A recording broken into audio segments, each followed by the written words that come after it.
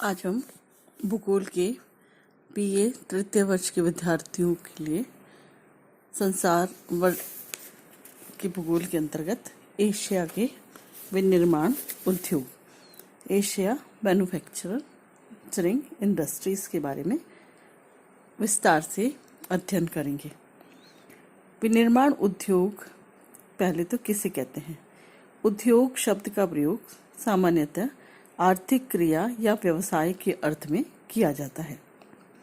इसके संदर्भ में आर्थिक क्रिया और उद्योग समानार्थी रूप से उपयोग में लिए जाते हैं। विभिन्न उद्योगों को प्राथमिक, द्वितीयक, तृतीयक आदि वर्गों के अंतर्गत रखा जाता है। जो उद्योग हैं वो प्राथमिक, द्वितीयक और तृतीयक वर्गों में रखे जाते हैं।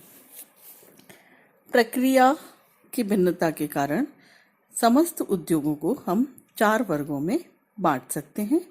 पहला, निष्कर्षण उद्योग, एक्सट्रैक्टिंग इंडस्ट्रीज। ये वे उद्योग होते हैं जो कि भूतल पर सीधे संसाधनों पर निर्भर करते हैं, जैसे भूगर्भ से खनिज निकालना, समुद्र से मछली पकड़ना, वनों से पशुओं का आखेट करना और वन्य वनों से अन्य सामग्रियों को, वस्तुओं को एकत्रित करना और लकड़ी काटना आदि। पुनरुत्पादक उद्योग, रिप्रोडक्टिव इंडस्ट्रीज। इसके अंतर्गत हम कृषि और पशुपालन जैसे कार्यों को सम्मिलित करते हैं, जिनके द्वारा भूमि और प्राकृतिक तत्वों के सहयोग से वस्तुओं का उत्पादन होता है। इसे हम निष्कर्षण या पुनरुत्पादन उद्योग संयुक्त रूप से प्राथमिक क्रियाओं के द्वारा के अंतर्गत आते हैं। तीसरा है विनिर्माण उद्योग, मैन्युफैक्चरिंग इंडस्ट्रीज। ये जो उद्योग हैं इसमें हम कच्ची सामग्री का उपयोग करके उसके गुण, धर्म और रूप को परिवर्तित करके अधिक उपयोगी वस्तुओं का निर्माण करना विनिर्माण उद्योग कहलाता है। इसके अंतर्गत द्वितीयक उद्योगों के मतलब ये जो विनिर्माण उद्योग है ये द्वितीयक प्रकार के उद्योगों में आता है, और जो पहले निष्कर्षण और पुनरुत्पादक थे वो प्रथम प्राथमिक उद्योगों के अंतर्गत आते हैं। चौथा है सहायक उद्योग, ऐसे उद्योग या क्रियाएं जिनके द्वारा प्रत्यक्ष रूप से किसी वस्तु का उत्पादन तो नहीं होता, किंतु वस्तुओं के उत्पादन में ये सहायक होते हैं। तृतीयक और चतुर्थक क्रियाएं इसी के श्रेणी के अंतर्गत आती हैं, जैसे शिक्षा, प्रशिक्षण, स्वास्थ्य, प्रशासन, मनोरंजन आदि। ये सब इनमें आता है। विशिष्ट अर्थ में उद्योग शब्द का प्रयोग विनिर्माण उद्योग या वस्तु निर्माण के लिए किया जाता है। यानी हम जहां भी उद्योग आता है हम ये सोचते हैं कि वस्तुओं का निर्माण होना चाहिए। तो अब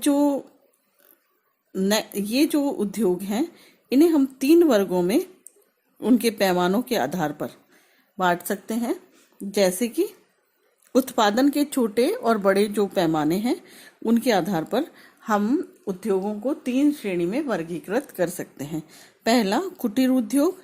ये लघु पैमाने के यानी छोटे पैमाने के विनिर्माण उद्योग हैं, जिनका संचालन प्राय परिवार के सदस्य अपने घर में ही करता है।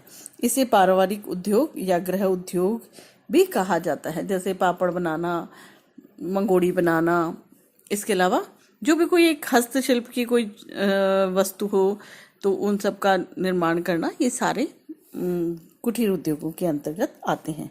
लघु उद्योग कुटीर उद्योगों से थोड़े ही बड़े लघु उद्योग होते हैं, और इसमें जो है वेतनभोगी श्रमिक भी कार्य करते हैं, जिनकी संख्या कम से कम 20 हो सकती है, और इसमें मशीनों का उपयोग भी किया जाता है। और यानी छोटी छोटी मशीनें, जैसे आपने कहीं से कपड़ा बनाने का की इंडस्ट्रीज डाल ली, यानी आप गाउन बनाएंगे या आप सलवार सूट बनाएंगे, तो वो इंडस्ट्री, तो उसमें मशीनों का प्रयोग भी हो गया। तो इसमें तो 20 तक के जो मजदूर काम करते हैं वो, और आजकल इनके श्रमिकों की संख्या 50 तक भी हो जाती है। तो ये लघु उद्योग है। तीसरे प्रकार के वृहत उद्योग। वृहत उद्योगों में मशीनों और श्रमिकों का बड़े पैमाने पर उपयोग होता है। वर्तमान समय में उद्योगों का अर्थ वृहत पैमाने से ही लगाया जाता है। अगर कोई उद्योग लगाते हैं तो हम ये मान रहे हैं कुटीर उद्योग और लघु उद्योग से नहीं, हम मानते हैं कि बड़ा उद्योग है। लोहा इस्पात उद्योग, सूती वस्त्र उद्योग, मोटर कार उद्योग, जलयान उद्योग, उर्वरक उद्योग आदि इसी श्रेणी में आते हैं। अब उद्योगों का स्थानीयकरण किस कारण से होता है कि वहां पर जो है स्थानीयकरण के कारण कि कच्चा माल होना चाहिए, बाजार जो कच्चा माल, पहला तो हो गया कच्चा माल कि कच्चा माल जो है निकट होना चाहिए। जैसे कि लोहा इस्पात उद्योग है मान लिया, तो लोहा इस्पात उद्योग में जो कच्चा माल है वो आसपास ही पाया जाना चाहिए, क्योंकि लोहा एक भारी धातु है। इसके अलावा श्रम जो है वो भी आसपास ही होना चाहिए। बाजार की निकटता होनी चाहिए। शक्ति के संसाधन, जैसे लोह इस्पात उद्योग है तो उसमें कोयले की सबसे अधिक आवश्यकता होती है, पेट्रोलियम की आवश्यकता होती है। तो ये शक्ति के संसाधन जो है वो बहुत दूरी से नहीं आनी चाहिए, आसपास ही होनी चाहिए, जिससे उनका लागत जो है बहुत अधिक नहीं आए। परिवहन के साधन, परिवहन के सस्ते और टिकाऊ और अच्छे और सुगम साधन होने चाहिए, जिससे कि आसानी से रॉ मटेरियल जो है वो उद्योग तक पहुंच सके। पूंजी जो है वो एक बहुत बड़ा साधन है। अगर पूंजी नहीं होगी तो कोई भी इंडस्ट्री हम नहीं लगा सकते। तो पूंजी जो है वो एक विशाल आवश्यकता है किसी भी कारखाने के निर्माण, मशीनों और कच्चे माल को क्रय करने के लिए, मजदूरों को मजदूरी देने के लिए, शक्ति के संसाधनों को प्राप्त करने के लिए, परिवहन के साधनों को उनका मेहनताना देने के लिए। नेक्स्ट है प्रौद्योगिकी, टेक्नोलॉजी। जो टेक्नोलॉजी है वो एक बहुत ही बड़ा फैक्टर है कि आपके पास अगर टेक्नोलॉजी नहीं है तो आप किसी भी इंडस्ट्रीज को या किसी भी उद्योग को आप उन्नति के शिखर पर नहीं ले जा सकते हो। तो जो टेक्नोलॉजी के गुण है, कुशल श्रम है, वो किसी भी उद्योग को बहुत ऊंचाइयों तक ले जा सकता है। जल आपूर्ति भी बहुत आवश्यक है, क्योंकि कोई भी उद्योग लगाना है तो अगर आसपास जल नहीं है, जल के स्रोत नहीं है, तो वो उद्योग जो है उस पर, उसके स्थानीयकरण पर जलापूर्ति बहुत अधिक प्रभाव डालती है। अब हम केवल एक उद्योग का अध्ययन करेंगे। एशिया के जो प्रमुख उद्योग हैं उसमें लौह इस्पात उद्योग। जो लौह इस्पात उद्योग है, जैसा कि माना जाता है कि आधुनिकीकरण का जो औद्योगिकरण है वो लौह इस्पात उद्योग ही है। वर्तमान में जो सर्वाधिक निर्माण उद्योगों में प्रमुखता रखता है वह लौह इस्पात उद्योग ही है। यहाँ पर अपेक्षाकृत मजबूत और टिकाऊ जो लोहा है, लोहे से जो मशीनरी है वो बनाई जाती है और संसार को आयात और निर्यात की जाती है। कच्चा माल इसमें लोहा चाहिए, कोयला चाहिए। तो 90% तो यहाँ पर अगर लोहा इस्पात उद्योग है तो 90% तो लोहे की आवश्यकता होती है। लोहे से औजार भी बनाए जा सकते हैं, प्रागैतिहासिक काल से ही औजार बन रहे हैं। इसके अलावा जो इस्पात है उसका निर्माण भी लोहे के मिश्रण के द्वारा ही किया जाता है। इस प्रकार लौह अयस्क को गलाने के लिए कोयले की आवश्यकता होती है, जो भी आसपास के क्षेत्रों से ही आना चाहिए, बहुत अधिक उसमें दूरी नहीं होनी चाहिए।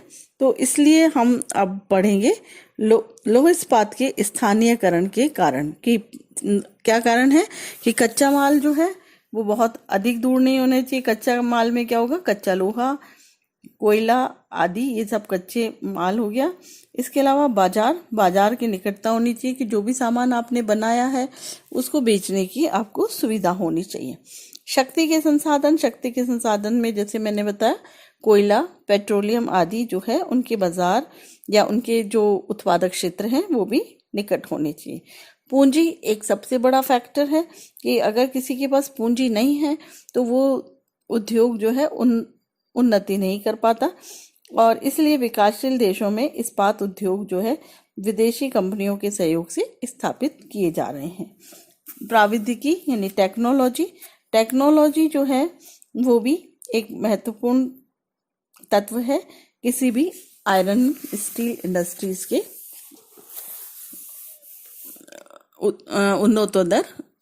उन्नति के लिए। परिवहन के साधन जो है वो सस्ते होने चाहिए, सुगम होने चाहिए, ताकि आसानी से बना हुआ माल भी बाजारों तक भेजा जा सके और रॉ मटेरियल भी आसानी से फैक्ट्रियों तक, उद्योग तक पहुंच सकता है। इसमें जो प्रमुख देश हैं वो है चीन पहले नंबर पे, दूसरा है जापान, तीसरा भारत जो लोहा इस्पात उद्योग में जो अपनी वरीयता रखते हैं, और अन्य देशों में जो है वो टर्की भी इसमें सम्मिलित किया जाता है। तो ये एशिया के लोहा इस्पात उद्योग है। इसके अलावा एशिया में सूती वस्त्र उद्योगों का केंद्रीकरण है। सूती वस्त्र उद्योगों के अलावा जो एशिया में और उद्योग पाए जाते हैं वो है रेशमी वस्त्र उद्योग, ऊनी वस्त्र उद्योग, चीनी उद्योग, शुगर इंडस्ट्रीज, इंजीनियरिंग इंडस्ट्रीज आदि प्रमुख है। आज हमने केवल आयरन और इंडस्ट्रीज का अध्ययन विस्तार से किया है।